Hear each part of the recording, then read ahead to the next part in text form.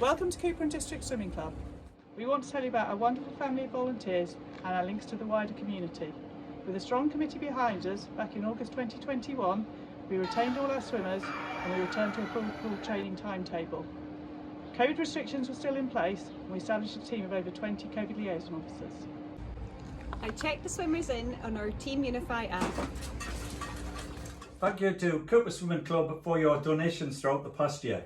You're welcome. I'd just like to congratulate the Cupar Swimming Club for working closely with the Sports Centre during the COVID restrictions. We are young ambassadors, we are club captains, and we are all level 1 coaches. The club has created links with active schools to provide many funded opportunities, including a wider access scheme. This is my mum. And I'm a squad liaison officer and a team manager. Thank you, Mark. I'm a timekeeper. Our small club has 29 timekeepers. We have 6 judges, 1 starter and 2 recorders. My son's in a development squad and I'm the organiser of the Fife area squad.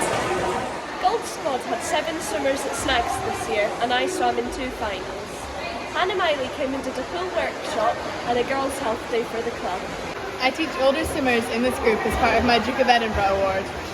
we're in training sport and we swim for fun. I passed my SSTQ. And I passed my MPLQ.